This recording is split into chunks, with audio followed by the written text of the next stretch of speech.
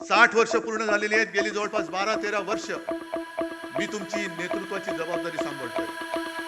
पण जे आरोप माझ्यावरती होत आहेत ते जर तुम्हाला खरं वाटत असतील तर तुम्ही मला सांगायचं, मी आत्ता या पदावरनं पाय उतारवायला तयार आहे. फक्त माझी एक अट आहे की ही सोन्यासारखी शिवसेना चोराच्या दरोडेखोराच्या हातात जाऊ द्यायची नाही. तुमच्यापैकी एक शिवसैनिक येऊ द्या, तो शिवसेना पक्षप्रमुख बनेल, मला त्याचं सुद्धा कौतुक वाटेल. मला नेतृत्वाची सोच नाही, मला नेतृत्वाची हाव नाहीये. मी आत्ता हे पद सोडायला तयार आहे. तुम्ही महाराष्ट्राचा विश्वासघात करता. अरे त्यावेळेला आपल्या महाराष्ट्राने तो त्यांचा अश्वमेध अडवला होता. हा पराक्रम महाराष्ट्राने केलेला आहे. त्याही वेळेला काँग्रेस सोबत होतीच ना. काँग्रेसच्या नेत्यांच्या सभा तुम्हाला हव्या होत्याच ना. आज एकदम तुम्हाला वाटायला लागलं की शिवसेना काँग्रेसमध्ये विलीन होईल. शिवसेना विलीन होण्यासाठी आलेली नाहीये, तर शिवसेना ही मराठी माणसाच्या आणि हिंदुत्वाच्या रक्षणासाठी आणि न्याय हक्काच्या लढ्यासाठी जन्माला आलेली आहे. आणि मग काँग्रेसचा विषय काढलाच आहात तर तेही तुम्हाला सांगतो, काँग्रेसने सुद्धा आपल्याला छळलंच नाही, म्हणतच नाही मी. आपलं अर्ध्याहून अधिक आयुष्य हे काँग्रेस बरोबरच्या दुश्मनीमध्ये, राजकीय वैरामध्ये गेलेलं आहे. अगदी टोकाचं वैर, अगदी काय तिखट टीका आपण केलेली आहे. आणि टीका कोणासाठी केली? भाजप सोबत होता आपल्या म्हणून, भाजपसाठी म्हणून. काही वेळेला त्यांचे वार शिवसेना प्रमुखांनी त्यांच्या अंगावरती घेतलेले आहेत. बाबरी पाडल्यानंतर हे सगळे भाजपवाले पळून गेले होते पाय लावून पार्श्वभागाला, तेव्हा शिवसेना प्रमुख फक्त उभे राहिले होते. कोणासाठी उभे राहिले होते? कोणावरचं संकट त्याने आपल्यावर घेतलं होतं? या सगळ्या गोष्टी तुम्ही विसरून गेलात. अगदी बाबरी पाडल्यानंतर सुद्धा आरोपी नंबर 1 का 2 हे आपले हिंदू हृदय सम्राट होते. मला वाटतं 1 नंबर अडवाणी, 2 नंबर शिवसेना प्रमुख. लखनौ कोर्टात पण जावं लागलं होतं. सीबीआयची चौकशी झाली, पण बाळासाहेबांनी त्यांनी सीबीआयने तिकडे नाही बोलवलं. सीबीआयचे अधिकारी व्यवस्थित येऊन आदबीने शिवसेना प्रमुखांना विचारून गेले होते. काँग्रेसने सुद्धा आपली माणसं फोडली. काही माणसं आपण काढून टाकली होती, ती त्यांनी घेतली. पण कधीही काँग्रेसने त्याच्यापैकी कोणालाही मुख्यमंत्री केला नव्हता. मुख्यमंत्री कुठे होता? कधी काँग्रेसने आपल्याला छळलं असं छळलेलं नव्हतं. कधीही काँग्रेसने मातोश्रीवरती डोळे असे हावरटासारखे उगारून बघितलेले नव्हते. पण आज भाजपा शिवसेना मुळासकट उखडून टाकायला निघालेला आहे. मातोश्रीला बदनाम करायला निघालेला आहे. हा फरक आहे. आणि ही संस्कृती, भले काँग्रेस कोण असेल ती असेल, पण तुमच्या हिंदुत्वापेक्षा काँग्रेस त्यांच्या शब्दाला जागलेली आहे.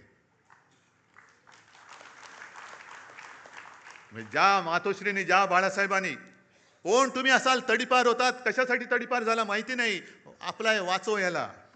तुम्ही काय केलंय, काही का असे नाही, असू दे त्याला, बसू दे त्याला. हे सगळं बाळासाहेबांनी सोसलं, भोगलं. त्याची फळं तुम्ही आम्हाला दाखवताय. राजकारण हे एवढं गढूळ कधीच झालेलं नव्हतं. खरं म्हणजे राजकारणामध्ये 2 माणसं इकडे तिकडे गेली, 4 माणसं, हे ठीक आहे, पण पक्ष तुम्ही संपवायला निघालेला आहात. ज्या पक्षाने तुमचं बोट धरलं नसतं, तर तुम्हाला कोणी ओळखलं नसतं, तुम्ही तिथेच त्याच वेळेला गाडले गेला असतात, त्यांना तुम्ही आज संपवायला निघालात. बरं, आज मी आणखीन मुद्दामून एक हे ऐकवतोय.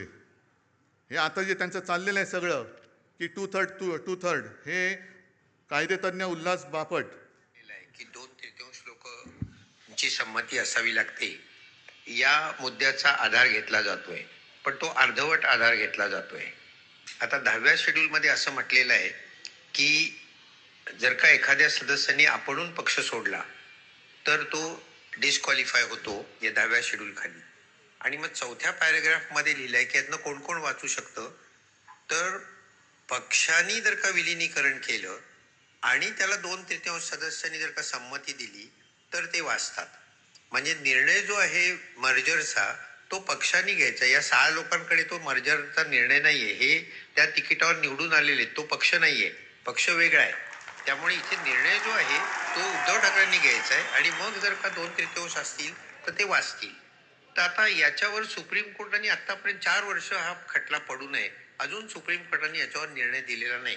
मला तर काही वेळा असं वाटतं की इतक्या उदात्त हेतूनी हा अँटी डिफेक्शन लॉ केला होता 85 साली, की ही जी संसदीय लोकशाही आहे त्याचा आत्माच मुळी पक्ष पद्धती आहे. तर ती निकोप ठेवायची असेल तर पक्षांतर बंदी कायदा पाहिजे म्हणून हा केला. त्याचं इतकं विकृतीकरण गेल्या काही दिवसांमध्ये केलंय 4 वर्षामध्ये आणि सुप्रीम कोर्ट गप्प बसलंय. तर मला तर काही वेळा असं वाटतं राज्यघटना शिकवणारा म्हणून की या विकृतीकरणाला सगळ्यात जास्त कोणी जबाबदार असेल तर सुप्रीम कोर्टच जबाबदार आहे.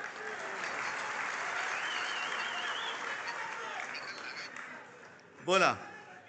आता उद्या आमच्या आणि बापट साहेबांच्या डोक्यावरती हातोडा पडेल सुमोटो. कारण झालंय काय की एका बाजूने सुप्रीम कोर्ट आणि आमचे कायदा मंत्री बॅडमिंटन खेळतायत आणि मध्ये आमचं शटलकॉक झालंय. संविधानाचं पण शटलकॉक झाले. हा त्याच्याकडे, तो त्याच्याकडे, तो त्याच्याकडे. अरे देशाची बरबारी होते आणि तुम्ही तिकडे मजा मारत बसलात.